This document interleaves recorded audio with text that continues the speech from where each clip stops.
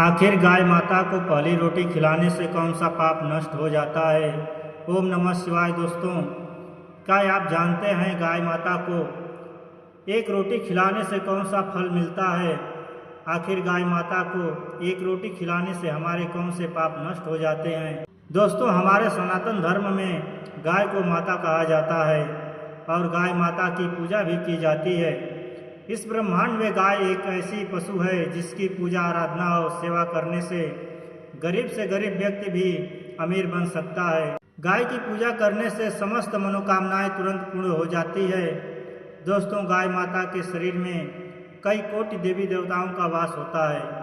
इस वजह से गाय माता की पूजा करने से हमें समस्त देवी देवताओं का आशीर्वाद एक साथ प्राप्त होता है। दोस्तों, आज हम आपको बताएंगे कि गाय माता को एक रोटी खिलाने से कौन सा फल मिलता है। गाय माता का वह कौन सा अंग है जिसे सिर्फ स्पर्श करने से ही व्यक्ति के सारे दुख दर्द दूर हो जाते हैं, और जो व्यक्ति गायों को दुख देता है, उन्हें मारता पीटता है, उसे कौन सा दंड मिलता है, और किस कारण गाय माता ने क्रोधित होकर समस्त स्त्रियों को श्राप दे दिया था, जिसे स्त्रियां आज भी भुगत रही हैं। तो चलिए शुरू करते हैं। एक बार भगवान भोलेनाथ कैलाश पर्वत पर विराजमान थे। तभी अचानक से नारद जी नारायण नारायण का जाप करते हुए उनके पास आकर रुक जाते हैं और भगवान शिव जी को प्रणाम करते हैं। तो भगवान शिव जी देवर्षि नारद से कहते हैं, कहिए नारद जी, किस प्रयोजन से आना हुआ। तब देवर्षि नारद कहते हैं कि जगत के कर्ता धर्ता आप तो त्रिकालदर्शी हैं। आपको तो मेरे आने का उद्देश्य पता ही है कि मैं आपके पास क्यों आया हूँ, लेकिन आप फिर भी यह प्रश्न कर रहे हैं। तब भगवान भोलेनाथ कहते हैं कि देवर्षि नारद, हम आपकी दुविधा को समझते हैं। आप बिल्कुल निश्चित होकर हमसे अपने प्रश्नों को पूछिए, हम आपको आपके प्रश्नों का उत्तर अवश्य देंगे। तब देवर्षि नारद बोले, हे प्रभु, अभी अभी मैंने देखा कि कुछ लोग गौ माता की पूजा कर रहे थे, उन्हें रोटियां खिला रहे थे, उनकी सेवा कर रहे थे। मैं गाय को रोटी खिलाने का महत्व जानना चाहता हूँ, और जो व्यक्ति गायों की सेवा करता है, उनकी पूजा करता है, उन्हें कौन सा फल मिलता है। वही दूसरी तरफ मैंने देखा कि कुछ लोग गाय माता पर अत्याचार कर रहे थे, उन्हें ऐसा करने पर कौन सा दंड मिलता है, और वह कौन सा ऐसा श्राप था जो गाय माता ने समस्त स्त्रियों को दिया था, जिसे कलयुग की समस्त स्त्रियां भोग रही है। मेरी यह जानने की तीव्र इच्छा हो रही है। तब भगवान शिव मुस्कुराते हुए देवर्षि नारद जी से कहते हैं, नारद, आपकी यह सभी प्रश्न बहुत ही महत्वपूर्ण है, और आपने इन सभी प्रश्नों को पूछकर पूरी ब्रह्मांड का उद्धार कर दिया है। इसलिए मैं आपके इन प्रश्नों का उत्तर देने से पहले आपको एक अत्यंत ज्ञानवर्धक कहानी सुनाता हूँ। जो भी व्यक्ति कहानी को पूरा सुनता है, उसके मैं 32 अपराध माफ करता हूँ। तो दोस्तों, भगवान शिव जी कहते हैं, भारत के रायपुर शहर में गोपाल नाम का एक धनवान सेठ रहता था। वह प्रतिदिन ईश्वर की पूजा करता था। उसके जीवन में कोई दुख दर्द नहीं था। वह सुखपूर्वक अपने जीवन का निर्वहन कर रहा था। लेकिन कहते हैं ना कि बिना सुख और दुख का मनुष्य बिना जल के मछली के समान होता है। इसलिए मनुष्यों के जीवन में सुख के साथ दुख का आगमन होना ही चाहिए। उस सेठ के साथ भी ऐसा ही कुछ हुआ। उसके जीवन में सिर्फ एक ही दुख था कि उसको अभी तक संतान प्राप्ति का सुख नहीं मिला था। इस वजह से वह बहुत ही दुखी रहता था। उसने अपनी पत्नी को न जाने कितने वेदों और हकीम को दिखा दिया था, लेकिन उसे संतान की प्राप्ति नहीं हो रही थी। एक दिन गोपाल अपने किसी कार्य से किसी नगर की तरफ जा रहा था। तब उसने देखा कि एक तपस्वी महात्मा जी अपनी साधना में लीन है। तब वह गोपाल महात्मा जी के पास रुक जाता है।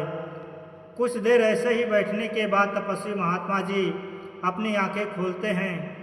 तो वह गोपाल और महात्मा जी से कहता है कि मित्र, मैं अपने जीवन से बहुत ही परेशान हूँ। कृपया आप मुझे इस दुख से निजात दिलाइए। तब भी महात्मा जी उसे गोपाल नाम से कहते हैं कि वह तुझे किस बात का कष्ट है, लगता नहीं है कि तुझे कोई कष्ट भी होगा। फिर गोपाल बड़े ही दुखी भाव से कहता है, मेरा कष्ट यह है कि मेरे विवाह को कई वर्ष हो चुके हैं, लेकिन अभी तक मुझे संतान प्राप्ति नहीं हुई है।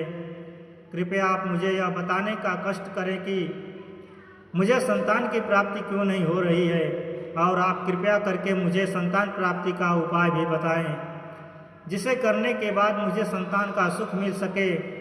तब महात्मा जी अपने अंतर की शक्ति से गोपाल नाम के सेठ के जीवन में घटित सभी घटनाओं को देख लेते हैं और क्रोध में उसे कहते हैं, अरे मूर्ख मानव, तूने घोर पाप किया है।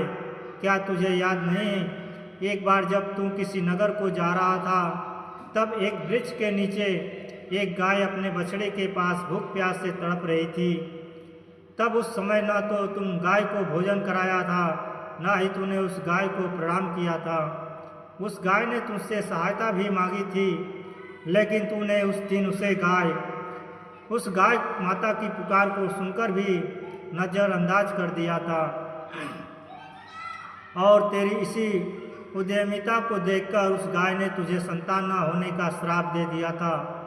यह मानो जो भी व्यक्ति गाय का माता को कष्ट में देखकर उनकी सहायता नहीं करता है, उस व्यक्ति को घोर पाप लगता है।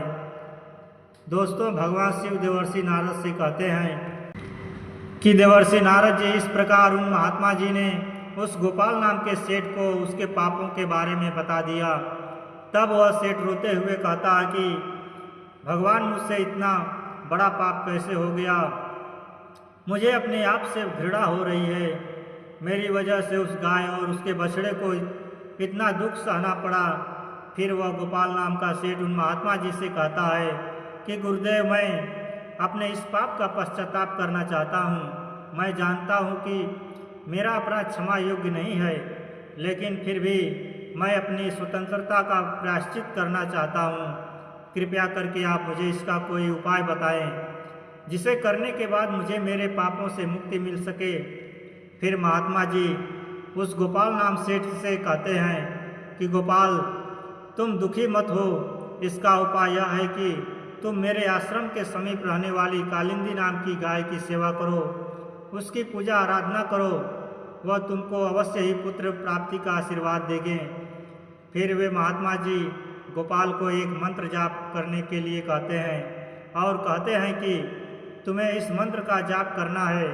अगर पहले ही बार मंत्र का जाप करने से वह कालिंदी नाम की गाय तुम्हारे पास आ जाती है तो तुम्हें पुत्र की प्राप्ति अवश्य होगी, और अगर वह गाय किसी वजह से तुम्हारे पास नहीं आती है तो अवश्य ही तुझे पृथ्वी की सारी गाय माता कष्ट रुष्ट हो गई हैं।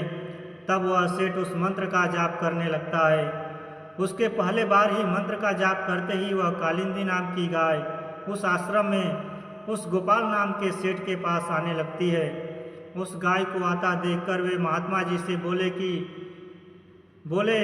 कि वक्त तो देख, तेरे केवल एक बार ही मंत्र का जाप करने से यह कालिंदी नाम की गाय स्वयं चलकर तुम्हारे पास आ रही है, तो बहुत ही भाग्यशाली है।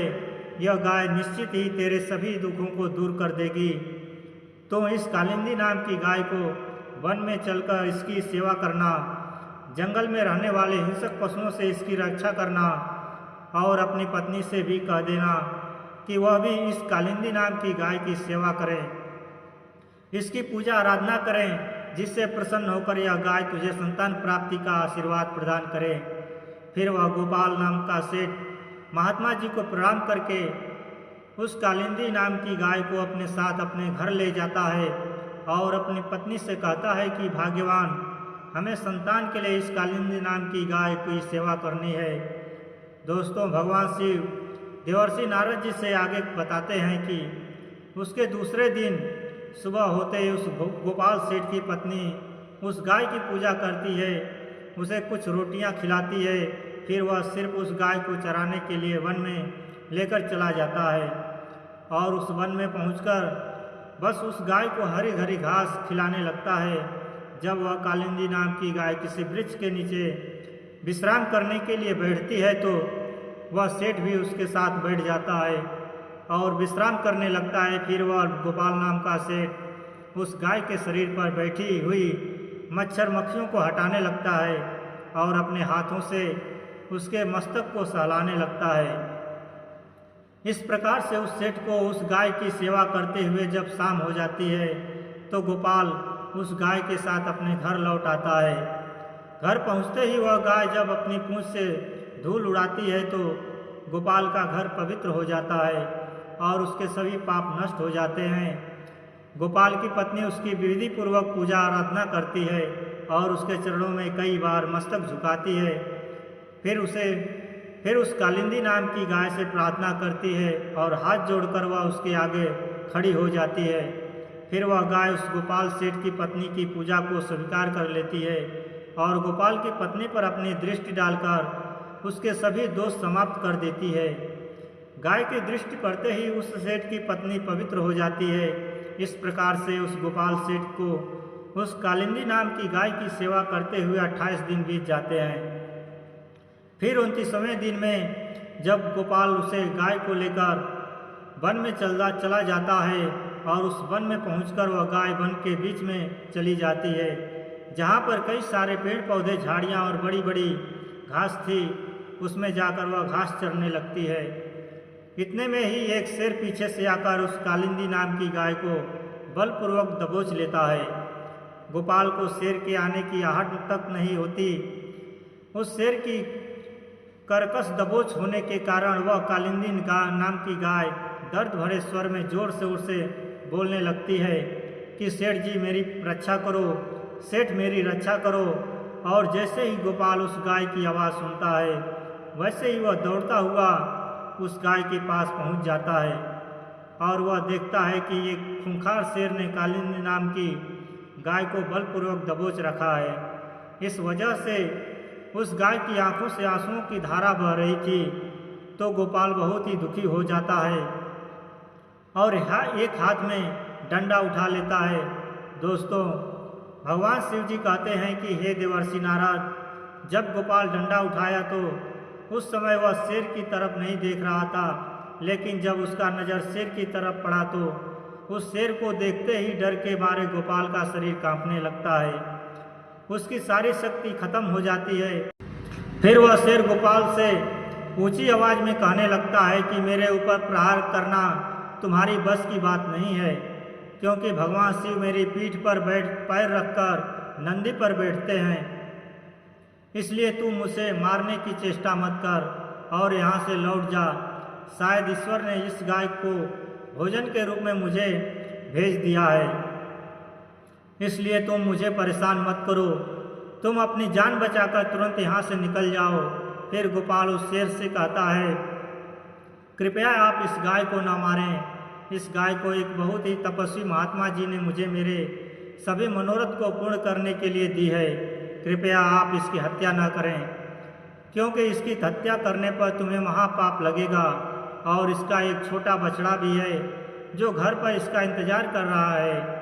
महात्मा जी ने मुझे इस गाय की रक्षा और सेवा करने के आदेश दिया है। मैं इस गाय को छोड़कर नहीं जा सकता हूँ। भगवान शिव के सेवक हो, इसलिए तुम्हारे हाथ से इस गाय को छुड़ाना मेरे लिए संभव नहीं है। इसलिए हे मृगराज, मेरी आपसे विनती है कि आप इस गाय को छोड़ दीजिए। इसके बदले में मैं आपको अपना पूरा शरीर समर्पित करता हूँ। आप मुझे खाकर अपनी भूख शांत कर लीजिए। इससे उन महात्मा जी के आदेश का पालन भी हो जाएगा और मेरे द्वारा गाय की रक्षा भी हो जाएगी। साथ ही साथ गाय माता की रक्षा के लिए प्राण त्यागने से मुझे स्वर्ग की प्राप्ति हो जाएगी। इतना कहकर गोपाल उस शेर के सामने हाथ जोड़कर और आंखें बंद करके बैठ जाता है।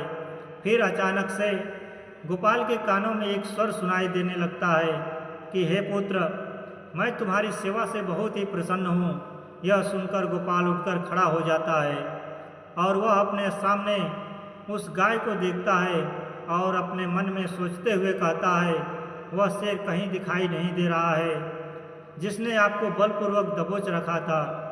तब वह कालिंदी नाम की गाय गोपाल से कहने लगती है, हे पुत्र, मैं ही अपनी माया से शेर का रूप धारण कर लिया था।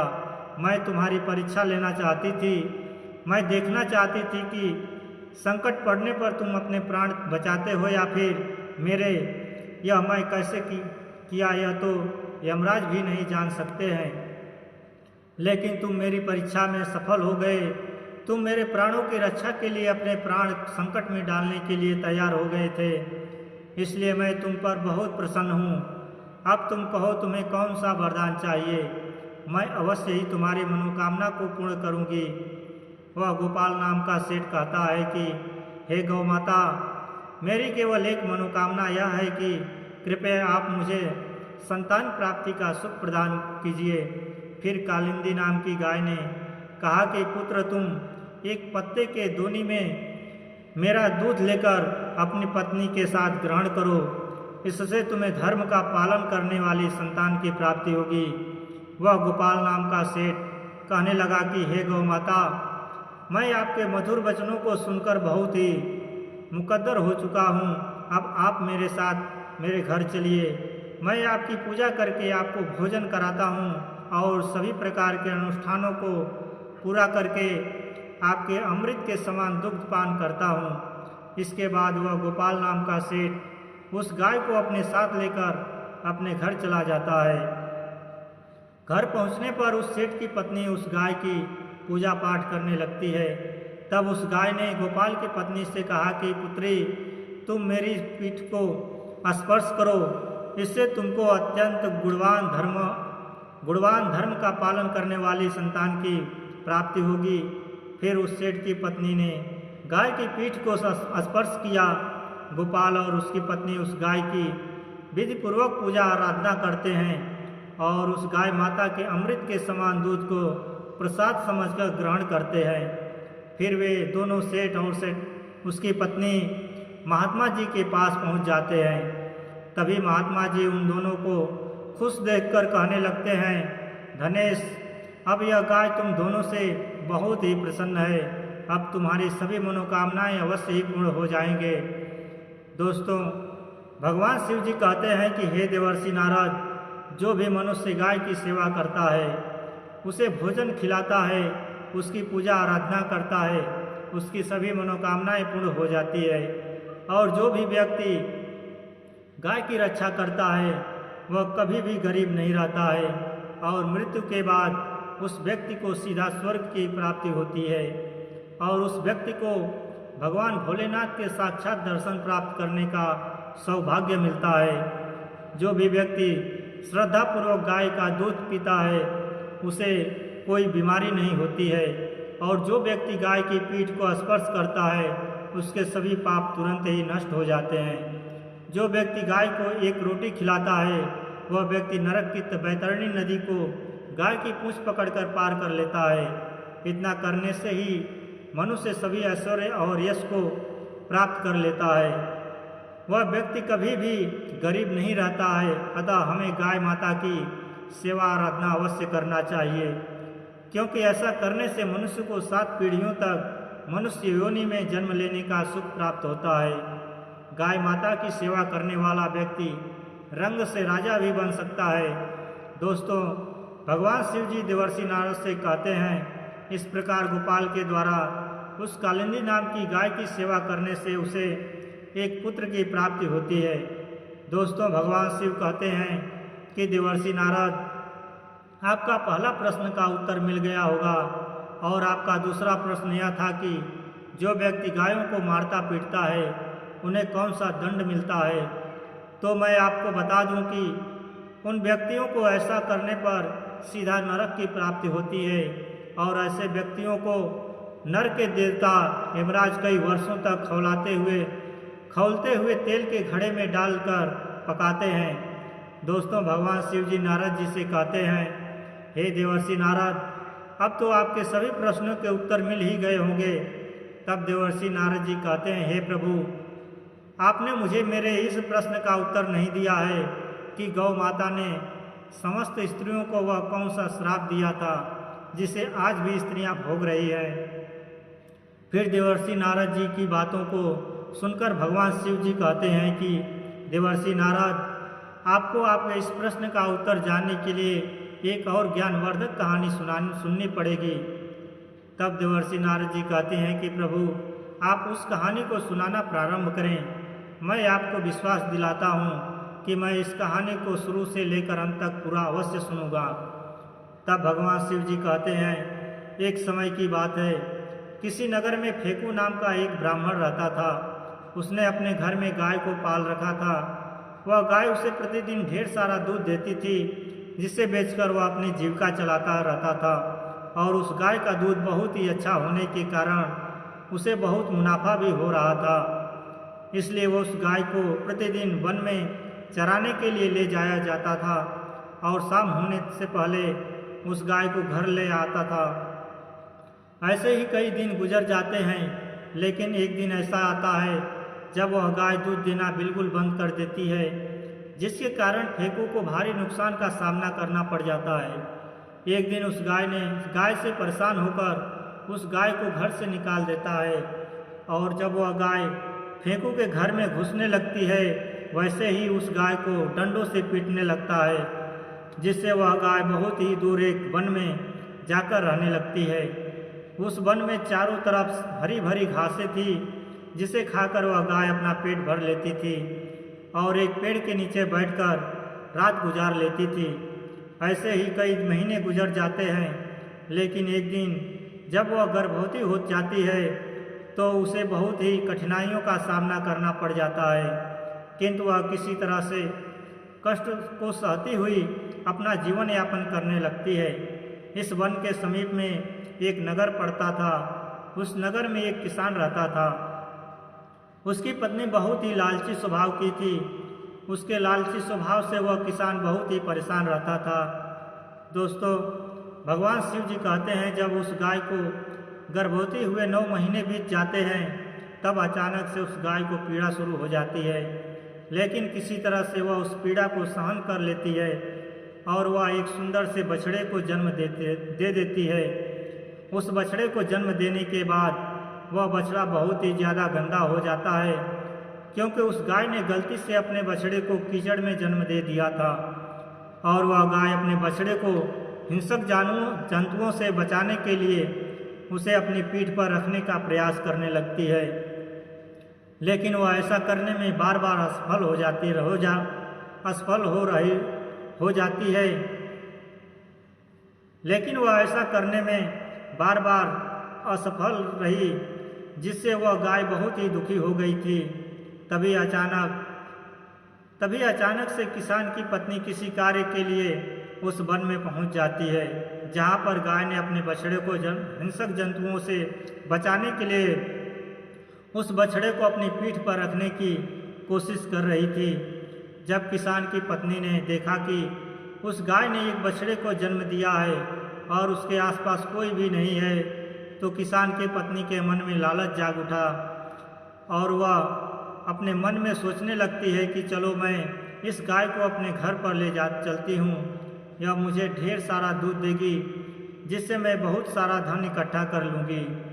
ऐसा सोचकर जैसे ही उस गाय की ओर जाने लगती है, तब उस गाय ने देखा कि उसके पास एक सुंदर सी स्त्री तीव्र गति में चलती हुई आ रही है। उस गाय ने किसान की पत्नी से कहा कि आप कृपया मेरे इस बच्चे को मेरी पीठ पर रख दो, क्योंकि यह अभी बहुत ही छोटा है और कुछ महीने बाद चलने लगेगा। उस गाय को यह पता नहीं था कि उसका बच्चा जन्म लेने के बाद चलने लगता है और उस समय मनुष्य के बच्चे भी पैदा होते ही चलने लगते थे। उस गाय को यह बिल्कुल भी पता नहीं था। उस गाय की बातों को सुनकर किसान की पत्नी को हंसी आ जाती है और वह हंसते हुए उस गाय से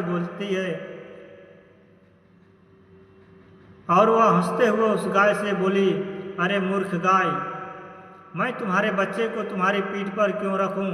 तुम्हारे इस बच्चे को देखो तो यह कितना गंदा हो गया है। इसके ऊपर बहुत सारी मिट्टी और कीचड़ भी लगी हुई है। अगर मैं इसे तुम्हारे पीठ पर रखेगी तो मेरी इतनी सुंदर साड़ी गंदी हो जाएगी।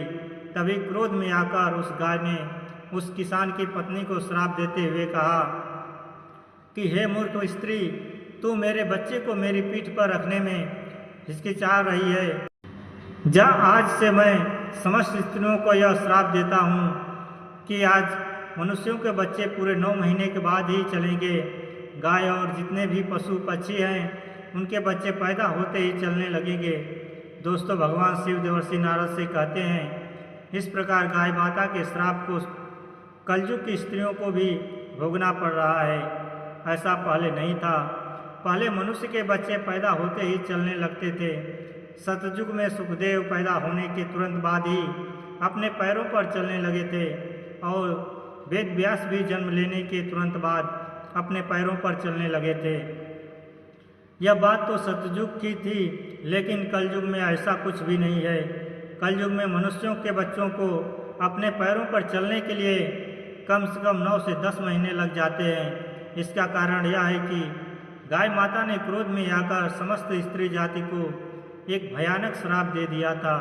उस दिन से समस्त स्त्रियों के बच्चे पैदा होते ही अपने पैरों पर चलने की प्रक्रिया वहीं पर रुक गई थी और गाय माता के श्राप के कारण कलयुग में स्त्रियों के बच्चे 9 से 10 महीने के बाद ही अपने पैरों पर खड़े हो पाते हैं और गायों के बच्चे उसी दिन से पैदा होते ही अपने पैरों पर चलने लगते हैं। इसीलिए किसी की आत्मा को ठेस नहीं पहुंचाना चाहिए, दूसरे के दुख में दुखी हो जाना चाहिए और दूसरों के काम आना चाहिए और साथ ही पशु पक्षियों की सहायता करनी चाहिए।